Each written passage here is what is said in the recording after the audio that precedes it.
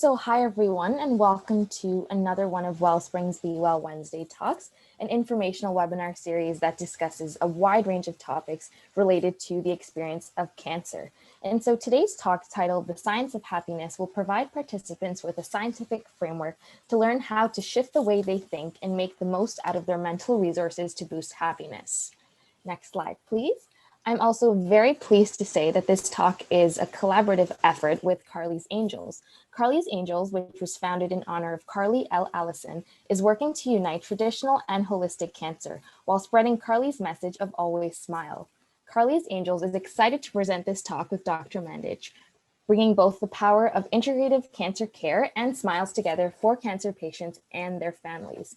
And so without further delay, I'm very excited to introduce our presenter for today, Dr. Gillian Mandich. So Gillian holds a PhD from Western University in Health Sciences and is the founder of the International Happiness Institute of Health Science Research.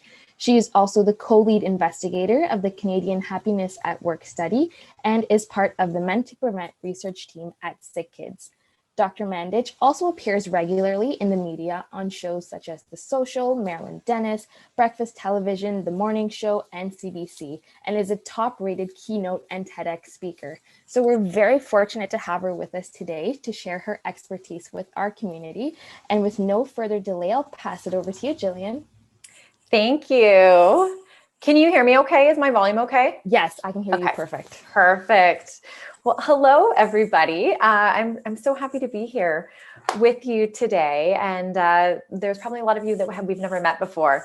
So I just wanted to introduce myself. I had such a lovely welcome and I'm thrilled to be here. I am a happiness researcher.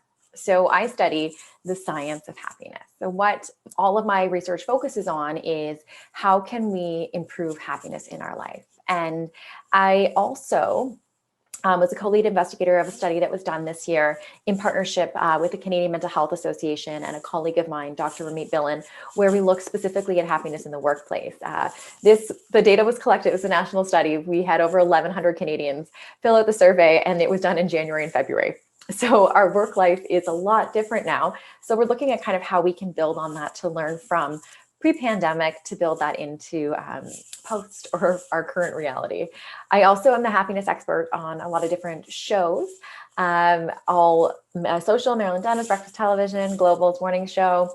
So basically everything that I do is figuring out how can we increase happiness. And so that's what we're going to talk all about today, because the one thing that I have learned is that there really is no secret to happiness. Because a lot of times when I tell somebody that I'm a happiness researcher, the first thing they want to know is, okay, well, Gillian, like, what's the one thing? What's the one thing I need to do or buy or get or say in order to be happy? And the fact of the matter is there's no secret, there's no magic pill, but there is a science to it. And there absolutely are things that we can do to boost our happiness. And the one thing about happiness that I really think is important to note is happiness is truly universal. Every single one of us, I'd be willing to guess on this webinar, we all on some level and in areas of our life want to focus on our happiness. And just like, this talk, I really wanted to incorporate some cancer specific information. So I have a lot of research in here for you because I think the other thing that's universal in addition to our desire to be happy is that each and every one of us has either personally been affected by cancer or from our family or our friends. So we all are learning, and I wanted to infuse some of that research into the talk. So that's what you can really expect today. We're going to talk all about the science of happiness, and then we're going to dive into some tools and strategies so that when you get off the webinar today, not only do you have some good information, some good research, but you also have some actual tangible things that you can do in your life or to share with friends, family, or loved ones. And then again, we have that room for Q&A at the end. So as we go through my talk, please feel free to send in your questions and I will get to as many as I can at the end of the talk. Sound good? Okay, so today we are going to talk all about the science of happiness. And happiness, like I said, is something that we all are looking for. We're trying to find, we're trying to figure out how can we be happier in our life. And so much so This is a screenshot I took of Google, and I do this before all my talks. I go into the incognito mode so that there's no previous search history influence. And what Google does is it tries to auto-populate. It tries to guess what you're trying to search based on the most popular or frequently searched terms. And so today, people wanted to be happy, and they wanted to know how to be happy more than they wanted to know how to be a real estate agent, how to be single. I don't know if that's a reflection of COVID, how to be rich, how to be funny. So above all of those things, this is something that we want to learn. And a lot of times when we don't know how to be happy, when you take a step back and you think about it, when we were growing up in school, we learned math and we learned science. We never took a happiness subject. So a lot of times part of the challenge is that we haven't actually been formally taught how it is that we can be happy. And so that's what we're going to dive into a little bit today. Now, the other thing I tried to do was I tried to ask Siri. I said to Siri, because I ask Siri things all the time. And so I asked her if she could make me happier. And this is what she said. I thought it was funny. That may be beyond my abilities at the moment. And I think that this is really true, and something that's going to come out in the talk today is that a lot of our happiness doesn't come from somewhere else. There's not a person or a thing that brings us happiness. It's really about looking within and cultivating it. Yes, we can have outside influence, and we're going to dive a little bit more into what actually makes us happy and how we can be happier. Now, the other thing here is that part of the problem with happiness is that we are marketed and we are told what happiness is, right? This is a Coke ad here, and it says, if you open Coke, you open happiness. And if you're not a Coke person, but you're a Pepsi person, this next slide's for you, because they also weigh in on the happiness conversation. And they say, happiness is a choice. Hashtag just so you know. And this is actually a picture of a billboard in New York. And it says, happiness is crispy tacos arriving just as you walk through the door. And if you're wondering how much it costs, this is a little bit blurry, but I had to put it up because apparently happiness is cheap. You can buy it for 99 cents at Wendy's. So this is all very confusing. And it makes us, even when we're trying to figure out how to be happy, how do we put words into what it means to be happy?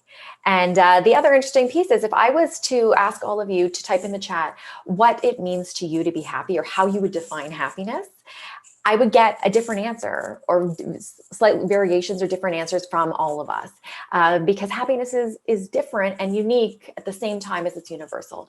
And so this poses a challenge for me as a happiness researcher, because when you do research, you have to define your terms.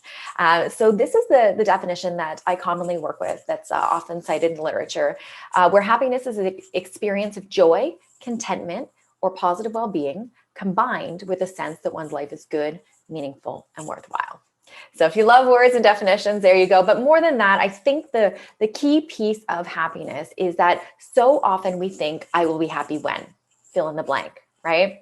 I will be happy when I have X amount of dollars in my bank, when I this, when I that. So often we put our mental thinking and our happiness as a contingent on something else that may or may not happen in the future. And so as a happiness researcher, I like to reframe and rethink about happiness, because this arrival idea, this arrival fallacy that one day we will arrive at happiness, is not actually accurate. Really, when we think about it, happiness is not an endpoint or a destination. It's a means to a life well lived.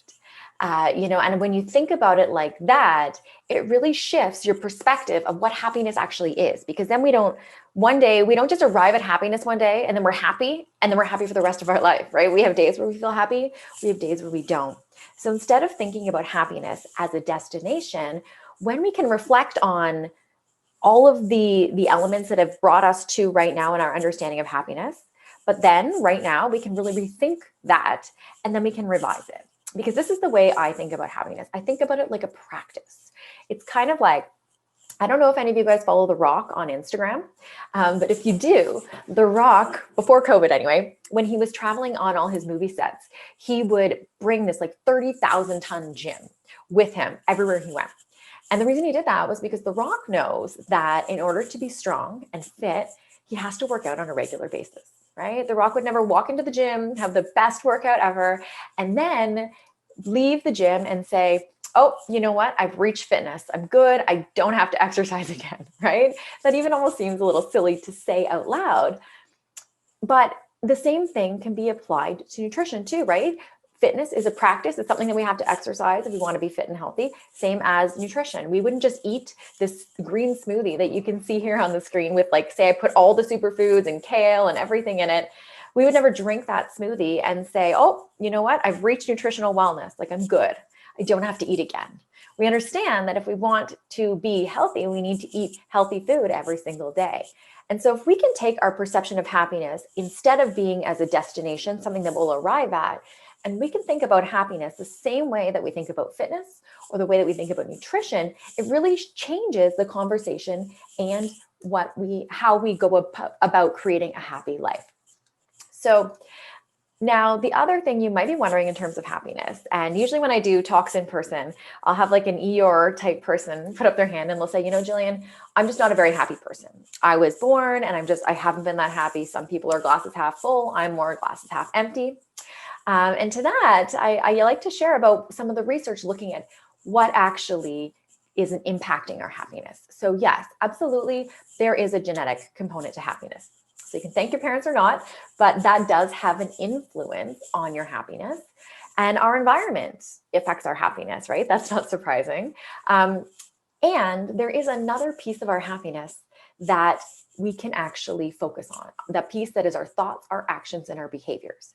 And when we focus on that piece of happiness, the piece that we actually do have some control over, we can actually see increases in our happiness. So we do not have this baseline level of happiness and we can't really change it. It is possible, just like if you want to exercise and go into the gym and get stronger, you need to lift weights and practice and then you get stronger. The same thing can be applied to happiness. So essentially, when you use some of the tools and strategies that I'm going to talk on later, you can actually essentially like build your happiness muscle. So over time, the more we focus on our happiness and prioritize, and I'm going to get into how to do that in a second, but know that it absolutely is possible for each and every one of us, regardless of what we were born with, regardless of our genetics, to increase our happiness. And I actually wanted to share this one slide with you because, you know, sometimes I think when we hear about research or we read research, that's one understanding of what's going on. And this here is a graph from my own research that I did at Western. That's where I did my PhD, was at Western. And I worked with undergraduate students and they learned some of the tools and strategies that I'm going to share with you today.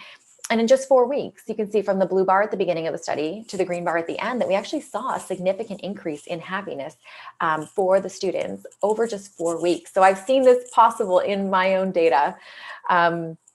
Now, I don't have a ton of questions for you today, but I do have a couple. And so I want to invite you, if you want to share it in the chat box, you're more than welcome to. If you want to write it down, your answer for yourself, you're more than welcome to. Or if you want to just think about it in your head, totally your option. But I'm just going to ask 2 quick questions for you right now. So the first one is, on a scale of 1 to 10, how happy would you say you are right now? So you're just checking in, noticing, no judgment, just taking note. Okay, I'll give you a second to think about that. Got a couple answers coming in. Okay, and the next question is actually a multiple choice question. So say you won the lottery today and you won $10,000. And I told you, can you please spend that $10,000 to maximize your happiness? What would you spend that 10 grand on? Would you A, buy yourself a new wardrobe?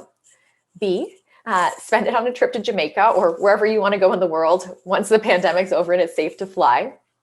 C, if you budgeted yourself $200 a week for self-care. So for things like maybe getting a massage or buying yourself flowers or buying dinner. Or D, you donated all your favorite winnings to charity. Which of these 4 do you think, if you spent that 10 grand, would make you happiest? Wardrobe, trip, $200 a week for self-care, or charity? Let's see, we got some answers coming in. B, C, D. We got answers across the board. All right, well, I won't keep you in suspense any longer. The answer is C. If you budgeted $200 a week for self-care. Now, you might be wondering, well, why is that?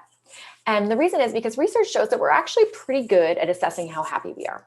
So when I asked you that question on a scale of 1 to 10, whatever number you said, chances are, if I was to take one of the tools that I use in my research and apply that tool and you fill out my survey and I get a result, the answer that I get from my tool would probably be pretty close to what you said. Now, what we're not so good at in terms of happiness is actually figuring out what it is that makes us happy. And to sort of build on that a little bit with specifically with cancer, I wanted to share the findings from this study with you, where researchers looked at they asked this question here. They asked, what is missing for you to be happy? And they looked at it with cancer patients, caregivers, and healthy individuals. And do you know what they found? Well, they found that the top 4 answers across the board were better health, better interpersonal relationships, money, and work-related aspects. But they did note that there was one difference between the cancer patients and the informal caregivers as opposed to the healthy individuals. And they found that better health and cure more often came up than when they were comparing them. And so much so, I don't know, I love word clouds. So the study actually presented their findings in a word cloud where the first one here was the healthy individuals. And then we have patients with cancer, and then patients that are currently undergoing treatment. Oh, let me move that over.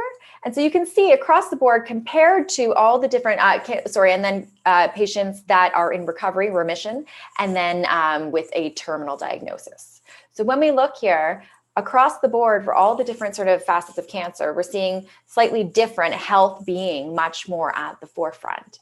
So that's interesting to note because we really, while we are all same, cancer does present a unique situation and a unique view and a different perspective to view the world. But one thing that is universal across all of us is this idea of how we find happiness. And so I think about it like this: don't seek happiness, see happiness. Right? So just the difference of the letter K can make a huge difference here, because when we think about happiness, like I said, so often we are looking for something else to bring us happiness, to make us happy.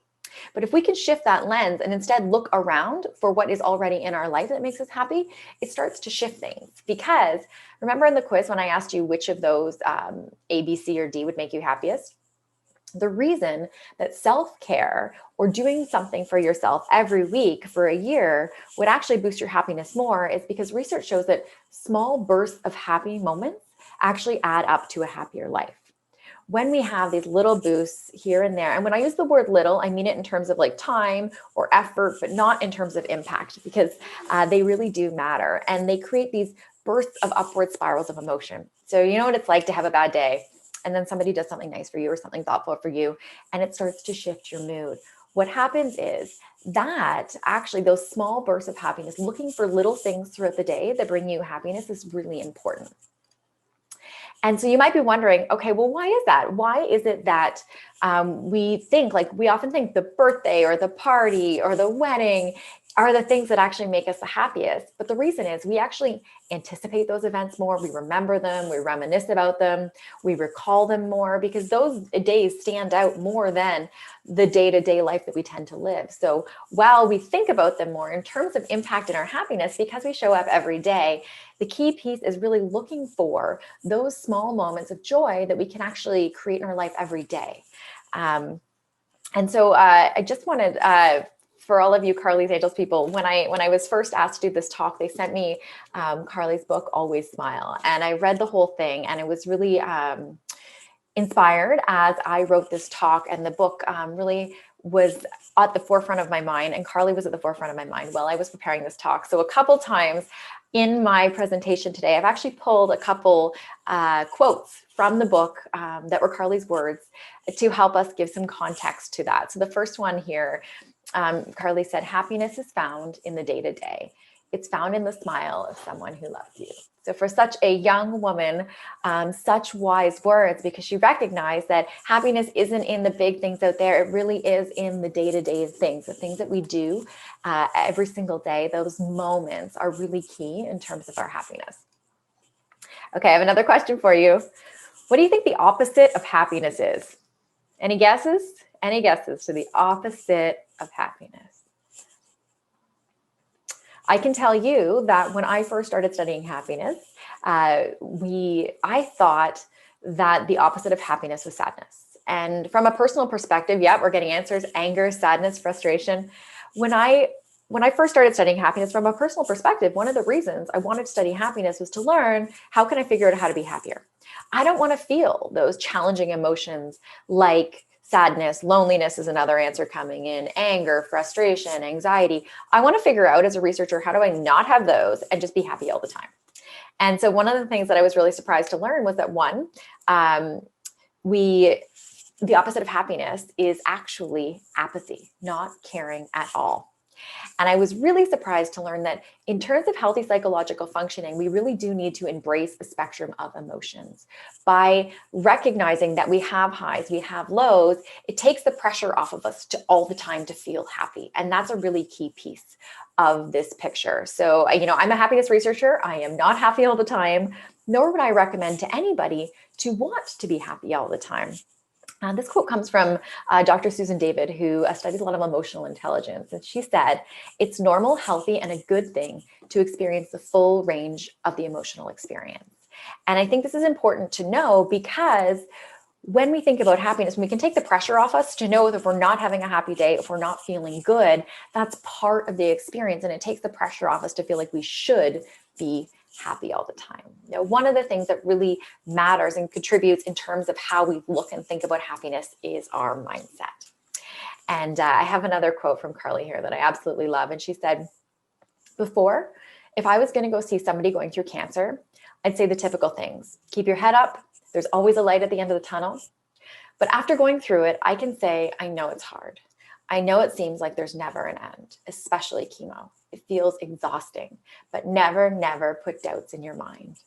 So again, the brilliant wisdom of recognizing that our mindset is a major player in terms of our experience of reality. So I'll show you what I mean. See a triangle on the screen here, and either in your head or out loud, if you can, read what you see in the triangle.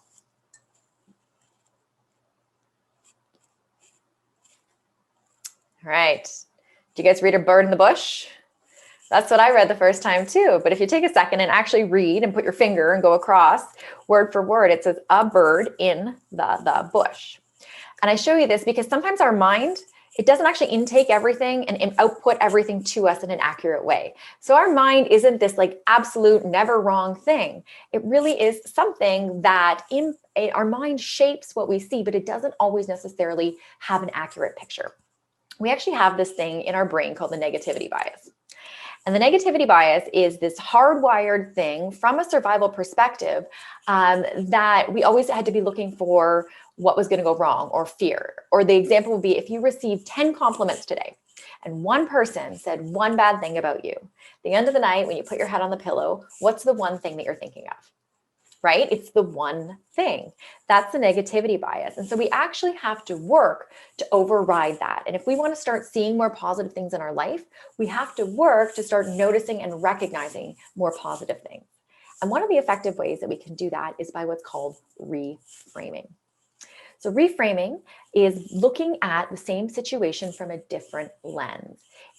When we do that, it can shift the meaning, it can shift the impact, and it can shift the way we view it.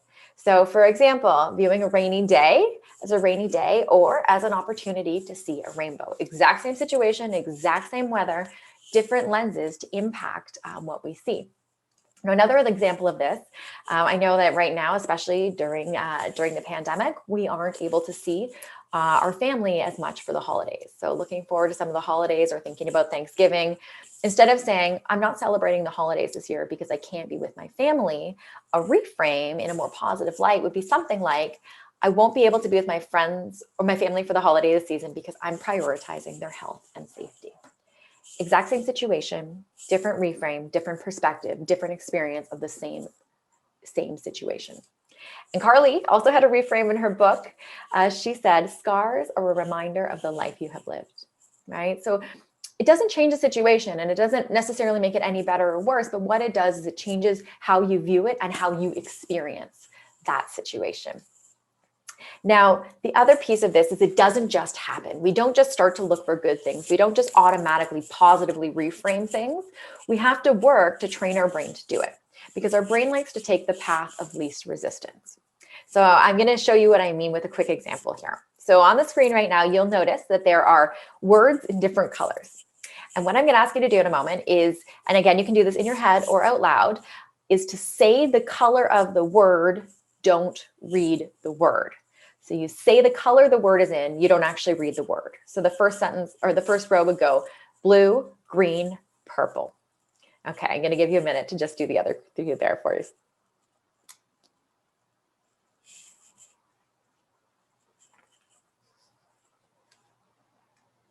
So what do you think? How easy was that? Feel free to share in the chat if you want, but I'd be willing to bet, and myself even, I still find it very difficult. I have to give a lot of focus and attention to follow that task because our brain is used to seeing letters arranged and then not easy indeed. Someone says, yes, absolutely. It's because our brain sees letters and it wants to just read them across. And so if we want our brain to do something else, then we need to actually put work in to get it to do that. But the good news is that research shows that as we do that over time, it gets easier because it becomes more of a habit. And so a couple ways that we can actually boost our happiness, and what we're going to spend the rest of our time together here today talking about, is really tools and strategies that we can use to boost our happiness. And I have 5 for you. So here we go with the first one. I absolutely had to start with this, especially given that Carley's book was called Always Smile. I wanted to share with you some research that actually supports Carley's motto there. I love this guy. It says the Empire Strikes, smiles back, pardon me. So Carley said, I choose to smile and that's my triumph. And it truly, truly is. Smiling actually has an impact on us beyond just the physical act.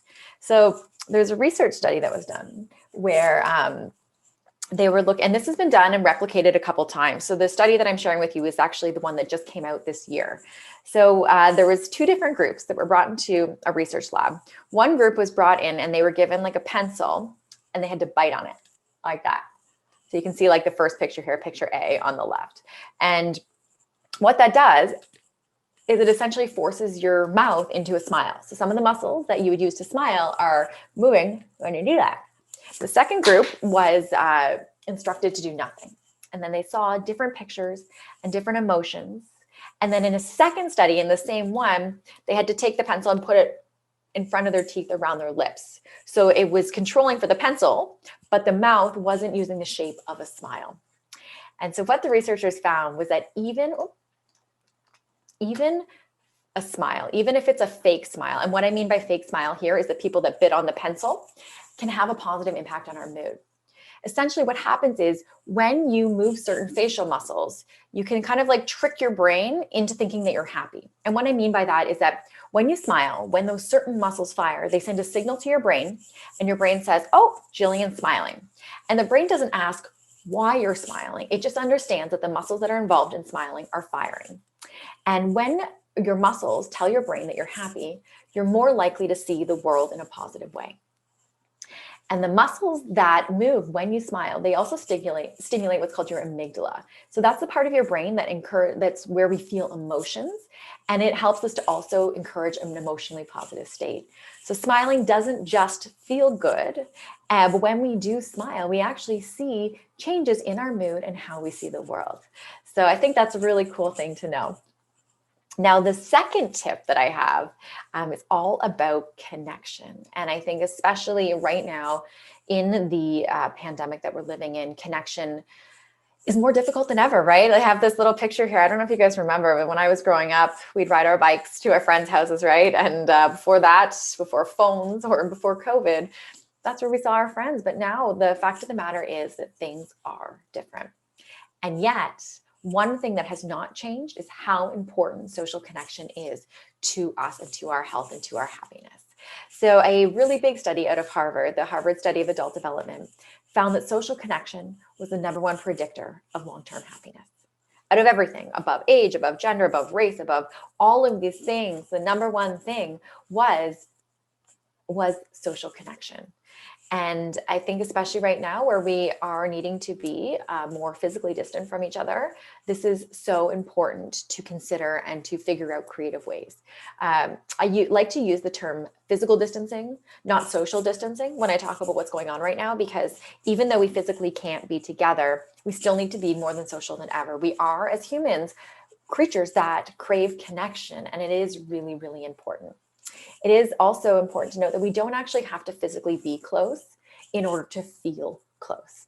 So we can get creative and find other ways to connect with people. And this is really important. And especially with the reframing comes in here, because I think sometimes we focus on what we're not doing, the people we aren't seeing, and like what we're doing may be a lesser version of what we want, or we focus on what we can't have instead of having the opportunity to sit here all together on a webinar and learn together and share together and ask questions together.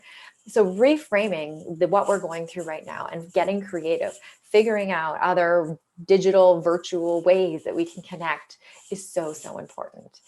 And social connection in particular is really important because when we look at close friends, they can support patients in finding meaning in their cancer experience and help them develop hope for the recovery. So it really does help to foster a sense of well-being. And we all know what that's like, right? We all know what it's like to have a friend there or someone there, that a caregiver, a loved one, a volunteer, someone that makes you feel that connection and how it makes us feel. Another study found that social support was a significant contributor to hope among women with breast cancer.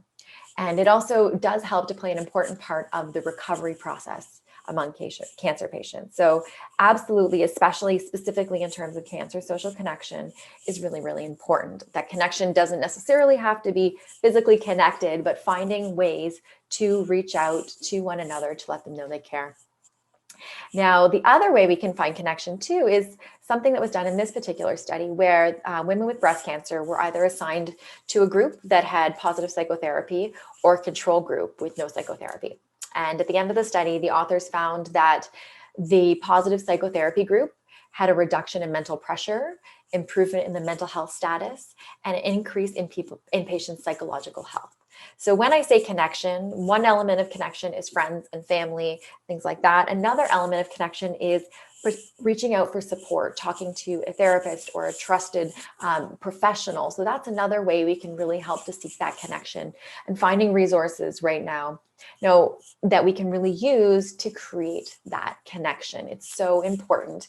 And the other piece, I think, when we think in terms of connection is oftentimes when we're feeling the most lonely, the times that we need to reach out the most is often the times that we retreat the most. Our loneliness can go into this almost like downward spiral where the lonelier we feel, the less we reach out, and then the lonelier we feel. And so it's important to, use some of this information to really remind us that even though it is really difficult to reach out, it's so, especially given our current reality, more important than ever.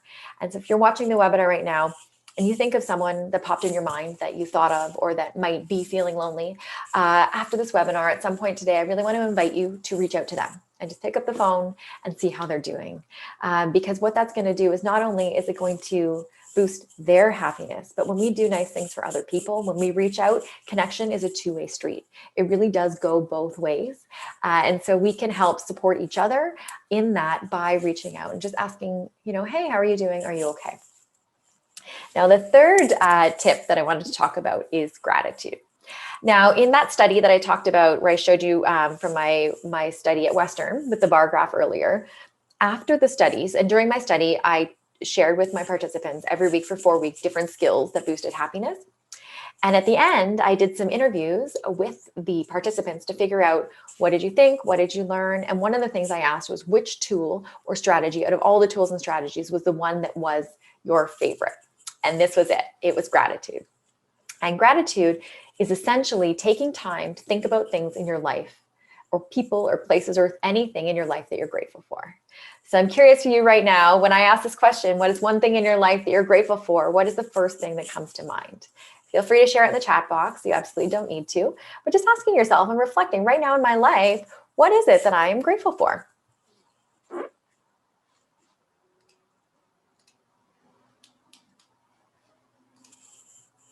So gratitude actually really matters in terms of our happiness.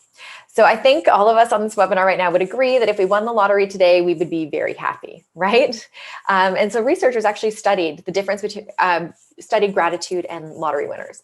So on the graph, you can see here, the green bar are lottery winners. These are people that won the lottery. And so not surprising, you'll notice at the beginning, the green dot is pretty high because guess what? When we win the lottery, we're pretty happy, right? I think we can all agree on that. But if you notice, over the time of this study, the green bar slowly starts to decline. And why is that? Well, the day that we wake up, the next morning after we win the lottery, we wake up and we're so excited. We're so excited that we won the lottery. But 2 weeks later, 2 months later, 3 weeks later, 3 months later, we're not getting out of bed with that same excitement because we adapt. And so that's what we see here is that over time, the happiness of the lottery winners goes down. Now, the blue bar here is the piece of this that I think is really interesting and really cool, which is that these are a separate group of people, so non-lottery winners. They were taught how to practice gratitude, and they had to spend time each day, 2 minutes, thinking about and writing down things that they're grateful for. And as you can see at the beginning of the study, right, the blue dot, not very high, but over time, what's happening? The bar is climbing. The people are getting happier. About midpoint in the study, the lottery winners and the gratitude practicers, let's call them, are equally as happy. And then at the end, this is what I think is really exciting about the study, is that the people that practice gratitude were statistically significantly happier than the people that won the lottery. And so I think this is really cool because we can't really control if we won the lottery or not, but we can control if we take 2 minutes every day to think about things that we're grateful for. And that really does matter in terms of our happiness. So the thing about gratitude is that it's not like an overnight thing where you wake up one day and you're not happy and you're not grateful, and then you think about things that you're grateful for, and then you're grateful for the rest of your life. It's a practice, just like happiness.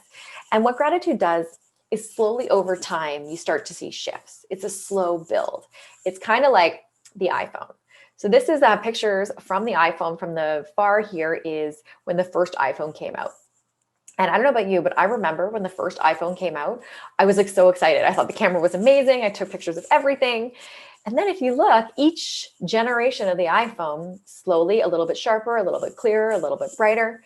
And this is kind of the same thing with gratitude. It's really the small changes, the small things that we notice over time, they actually add up to a meaningful result.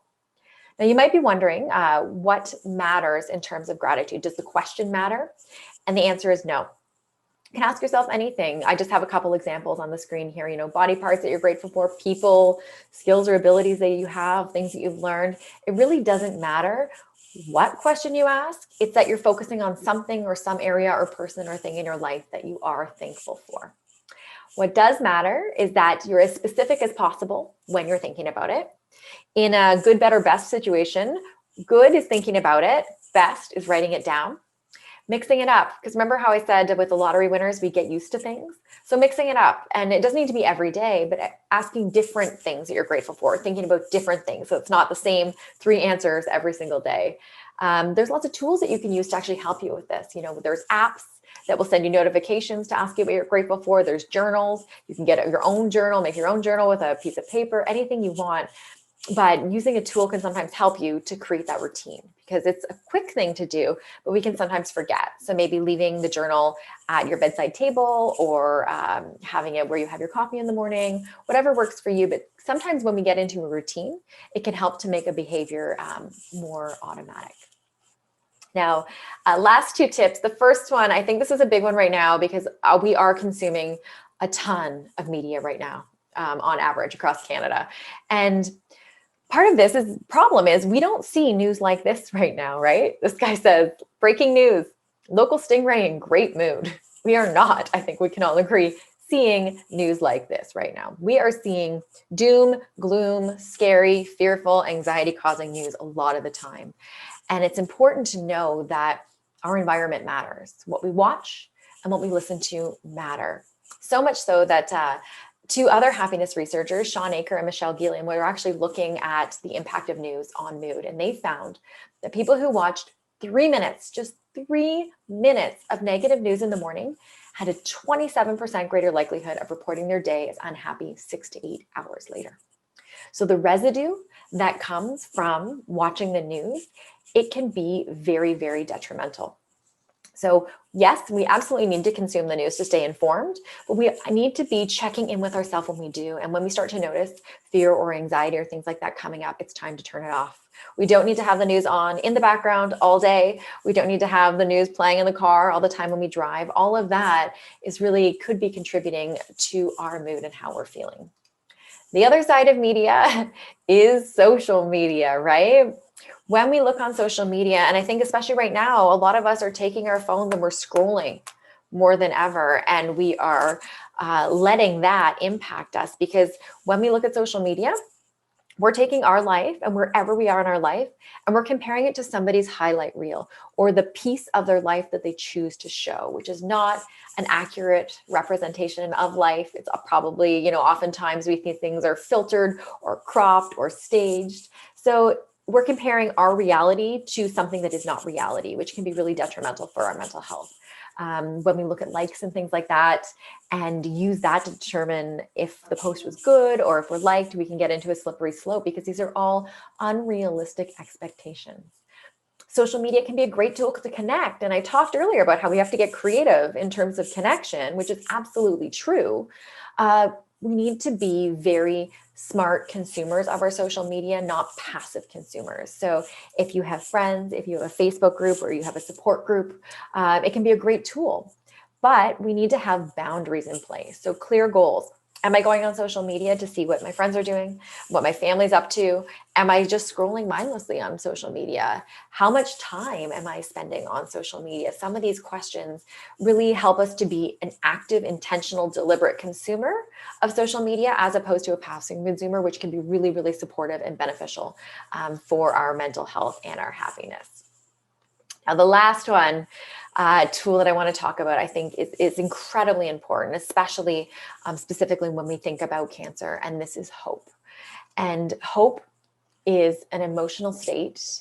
It's essentially a feeling that everything will turn out for the best. And the thing is, when we look at research, they find that hope may play a role as a defense mechanism that moderates patients' worry about his or her diagnosis. So hope doesn't change outcomes necessarily. Hope changes the lens that we view things, and it can help to moderate or to mitigate or to shift the emotions that we're feeling as we go through the process.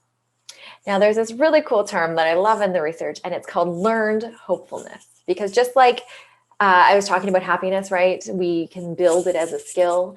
Learned hopefulness is essentially that we can learn hope as a skill, and hope and happiness and mental health are all very highly correlated. So when we focus on one, we often see improvements in the other areas. So learned hopefulness basically teaches us that experiences that provide opportunity to enhance perceived control with individuals to cope with stress. So when we learn this, what it does is it doesn't actually change how much control we have. But when we look for hope, it changes how much we perceive. And that is really important, especially when we are trying to cope. The other key piece of this is really being hopeful is not about ignoring the reality of your suffering, the reality of your pain, the reality of your pain of a friend or a family member. What it does, though, is it teaches us to increase awareness and to reframe. Remember, I was talking about earlier, when we don't change the situation, but we change the lens that we view the situation. And by focusing on what can be done in the future rather than on what happened in the past, which is another key element of hopefulness, is we're not dwelling in the past. It's more looking forward and having hope for the future. And that is another key piece, because we are looking to the future as opposed to staying in the past. Now, hope is really important for patients treated for cancer in particular. One study found that women with ovarian cancer found that hope had an influence on their feelings of well-being or sense of despair. So it's not changing outcomes here. We're not talking about that, but the feelings and the experience of it, which are absolutely very critical as well. A different study found that hope had an influence on quality of life in cancer patients. A different one found that specifically looking at prostate cancer patients, hope was a significant factor in positive affect and sense of happiness, but it was also negatively correlated, which means as hope goes up, this goes down. Depression and negative affect goes down. That's in a negative correlation. So they found that. And then also patients with cancer experience fewer problems with emotional distress when their purpose is high and hope is high. So when we think about how to navigate extremely difficult situations, especially in terms of cancer, we really hope can be something that plays a significant role in reframing our experience and reframing how we're feeling, our quality of life, things like that. Now, this other study, I wanted to share this one. I thought this was really interesting.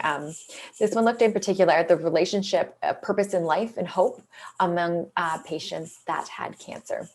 Now, this study found that having a purpose in life and having hope contributed to both happiness and life satisfaction experienced by the patients in this study.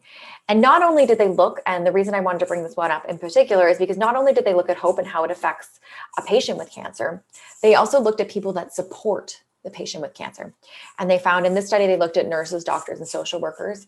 But I would argue that this could be extrapolated to family, friends, and caregivers. When we look for ways to help support patients with hope, to build that purpose, it really does impact quality of life. And hope is sort of this really important, significant thing that shapes our tools and our strategies and our awareness as we move through whatever it is in our life. And hope is not exclusive to cancer too. It really to a lot of things as we move through life. Having that lens, having that positive reframe can have a significant impact on well-being and mental health. So real quick, before we get into the Q&A, just to recap, a couple tools and strategies, like Carley said, right? Always smile and know that this really does have a meaningful impact. Connection, especially right now when a lot of us are feeling more lonely than ever, realizing how important it is to have connection, whatever that looks like. It's going to be creative connection at this point, but whether that be reaching out to a friend, a family member, a support group, a mental health professional, finding ways and knowing that it absolutely is important in terms of both our mental and our physical health to create that connection. Gratitude, right? Gratitude is really something, I heard this quote once, it said, gratitude takes what we have and turns it into enough. Gratitude allows us to appreciate what's good in our life. Gratitude helps us to override that negativity bias that I talked about, because we start to look for things that we love or are positive or good in our life, as opposed to what the negativity bias wants us to do, where we look for the bad. Media is a big player in all of this, especially if we're sitting at home, or maybe if you are going through cancer treatments and you're in bed or something like that. It can be very easy to pass time by scrolling. And that can have a major impact. The other piece of that is, who are we following on social media and what is that? Because that's what's in our feed. So just being passive or active consumers of social media as opposed to passive is really key. And then finally, reminding yourself of hope, knowing that hope impacts things like quality of life, well-being. So really important. Now, with that, I truly want to thank all of you for joining me today. This was a really special talk for me, and especially having read Always Smile, Carley's book, before going into this. It was something that her wisdom was definitely very much in line with what I wanted to share today. So thank you for giving me that opportunity.